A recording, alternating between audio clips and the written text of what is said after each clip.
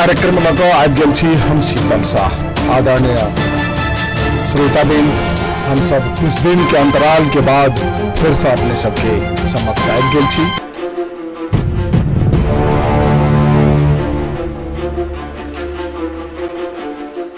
अपने सबके सेवा में समर्पित ये कार्यक्रम आम जनता के दुख पीड़ा, आम जनता के आँख खोला वाला कार्यक्रम अब तो और बेसी आवश्यकता और महसूस भ रहल है। बैंकहरूले ठप्प बनाए ऋण लगानी, अर्थात बैंक सब ऋण लगानी अखिनता एकदम जैसे बंद कर देने हैं, जै के कारण एगो होनहार व्यापारी कहे है सामान बिक्री हुँदैन, बैंकले लोन दिँदैन, तयार भएको सामान लादैन और सरकारले आफ्नो बजेट खर्च गर्दैन। अर्थात लगानी योग्य रकम तरलता अभाव समस्या समाधान नहीं भेला के कारण बैंक सब कर्जा लगानी ठप्प बने नहीं। विगत एक साता से बैंक सब कर्जा लगानी 1 अरब से घटल है। अधिकांश बैंक सब अपने कर्जा देव नहीं सके वाला अवस्था में पहुंचल है और कम देवे वाला बैंक सब सेहो कर्जा लगाने रोकने छे। बैंक सब कर्जा के नया निवेदन नहीं लेब के कारण कर्जा लगानी घटल है और नया लगानी रुकल है, पुराना थोड़ बहुत उठल है और ई व्यवसायी सब बहुत बड़का मार में पड़ल है। उतने मात्र नहीं, जे एलसी खोल कर विदेश से सामान सब जो लबे छलिए उ सामान 100% 100% अपने के जैसे पैसा डिपॉजिट क जे सामान लावा के बाद से वही में अपने के लगभग 40% तक ब्याज लकर व्यापारी सब सामान सब जैसे लाइब रहल है, जै के कारण व्यापारी सब बहुत बड़का मार्का में पड़ रहल है, जै के कारण व्यापारी सब बहुत जैसे पीड़ा में पड़ रहल है। एना कोनो मित्र विदेश से फोन केने छथि की छथि? जी नमस्कार। नमस्कार जी जी, अपने अब कहां से कौन बोल रहे हैं?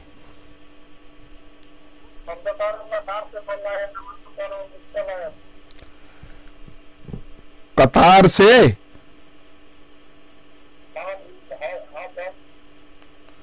हाँ, क्या है? रेडियो जनकपुर है, कहिए क्या है?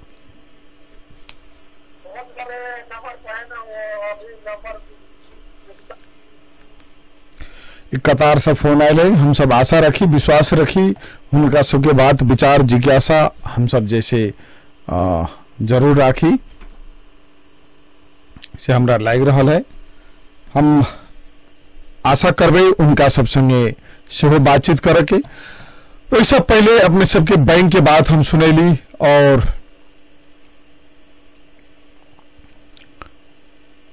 नागरिकता के सवाल में सेहो हम सब समस्या में छी।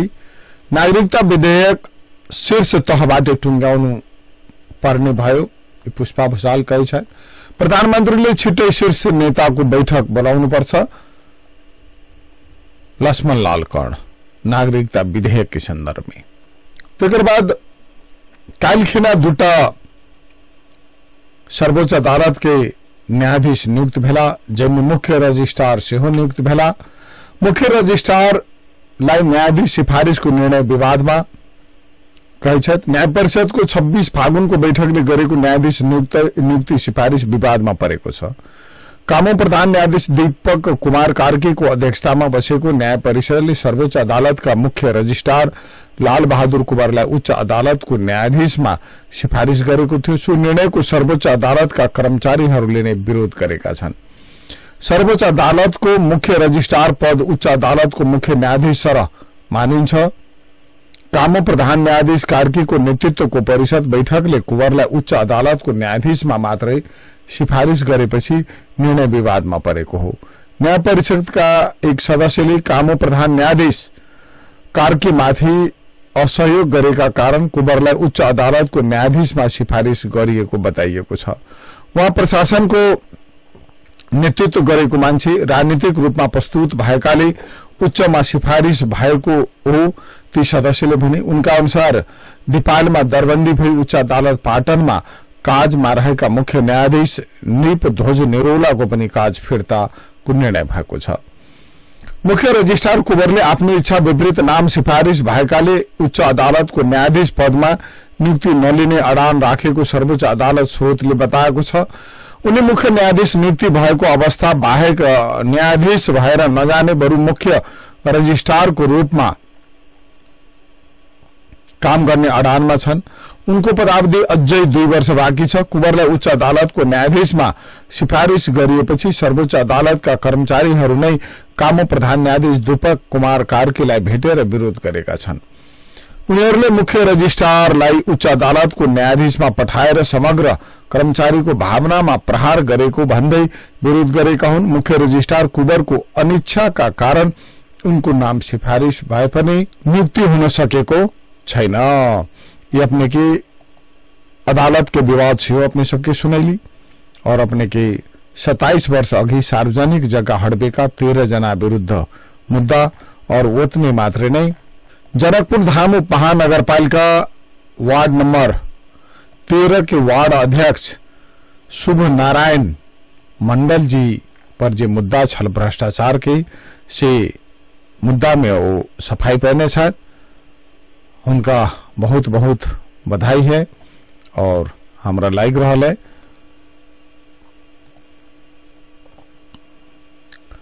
तैना एमाले के सचिवालय बैठक काल बोलाइब रहल है। चुनावी छलफल के लागी एजेंडा सब तय करे के लागी और अपने के प्रचार के रणनीति बनावला, चुनाव प्रचार प्रसार की रणनीति की योजना बनावा के लागी अपने के सचिवालय की बैठक बोले एना विष्णु पौडेल के आरोप है प्रचंड और माधव कम्युनिस्ट आंदोलन के मुख्य खलनायक है कहीं जैसे आरोप लगाने छत। और अहिना प्रधानमंत्री देउपा और एमाले नेता रावल बीच जुहारी आई। रसुआ के एक कार्यक्रम में प्रधानमंत्री शेर बहादुर देउपा एमाले नेता रावल के लाज लाग्दैन जै समय में एमसीसी इंडोर्स भेले और वही समय में जो 2075 12 25 गते और वही समय में भीम रावल शिव मंत्रिमंडल में छला और प्रधानमंत्री केपी शर्मा ओली छला। वही समय में युवराज खतीवड़ा अपने के अर्थमंत्री छला और उनके प्रस्ताव में ये बात वास्तव में संसद में इंडोर्स पहले वही द्वारे जय समय में मंत्री रहे भीम रावल और वही समय में राजीनामा किले में दिल के इनकर दिमाग खुशकल है कह का अपने के प्रधानमंत्री शेर बहादुर देउपा एक कार्यक्रम में जैसे अपन बात अभिव्यक्त कहने छला। तैना अपने के लाइसेंस के ऑनलाइन फार्म काल से बंद भ रहल है। अपने सब कोई बाकी छी तो अपने सब जैसे भर सके छी। और होली में डीजे बजाव के रोक लगायल गेल है। मोटरसाइकिल चोरी क भगे तो 2 गो युवा के प्रहरी सेहो पकड़ने हैं। डॉक्टर सी के राउत के सहयोग के लागी एगो इंजीनियर साहब राजीनामा द क डॉक्टर सी के राउत के सहयोग कर के लागी अगाड़ी बढ़ल छा जे समाचार आबि रहल है। और संग संगे जनता समाजवादी पार्टी के भीतर जो खटपट छलैया उ खटपट के व्यवस्थापन कर के लागी बाबूराम भट्टराई और उपेंद्र यादव और अशोक राय 3 कोई के हेड क्वार्टर अपने के गठन भेले। और जते भी विवाद है बात है से सब 3 आदमी मिलकर समाधान करता से एकटा सहमति तय भेल है। और एही क्रम में गाड़ी लाइसेंस के अपने के काल से ऑनलाइन फार्म बंद भ रहा है, ताहि दुआरे कोनो इच्छुक मित्र सब छी तो अपने सब जैसे भर सके छी। और आई नेकपा एमाले के धनुषा जिला के जिला सम्मेलन के उद्घाटन सत्र भेल है। जो उद्घाटन सत्र में नेकपा एमाले के वरिष्ठ उपाध्यक्ष ईश्वर पोखरेल जी प्रमुख अतिथि छला और वो जो है से आई आगामी निर्वाचन में एमाले तीनों तह के निर्वाचन में बहुमत लते तो बात के हुनकर जो है से दाबी है। नेपाल कम्युनिस्ट पार्टी 2/3 बहुमत हुई तो काम नहीं कर सकल आरोप लागल है। 74 साल के निर्वाचन में एमाले संगे अकेले बहुमत नहीं छले, माओवादी संगे वाम गठबंधन के पश्चात अपने के बहुमत बनल छले। उपेंद्र यादव के पार्टी के समर्थन पश्चात करीब 2/3 बहुमत भेल छले, लेकिन आपके स्थानीय तह प्रदेश और संघ के निर्वाचन में एमाले अपने बहुमत लाइव कह उनका सबकी दाबी है। पोखरेल माधव नेपाल जे पार्टी के अपन जिम्मेदारी ठन्ने हैं और नेता सब भेला के बाद वो रह नहीं सकले पार्टी में कहकर टिप्पणी करने छत। और माधव नेपाल संगे 45 वर्ष से काम करे आबि रहल छी, उनका में कोनो समस्या नहीं है। एकटा मात्र है वो है एमाले के अपन जिम्मेदारी उठाने छत।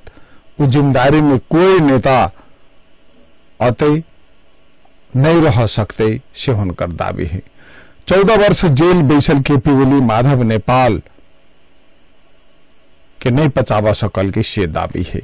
यानी माधव कुमार नेपाल कहे कि पार्टी बनाकर अध्यक्ष बनेलिए तो अध्यक्ष जैसे नीति वामपंथी नीति छोड़कर वो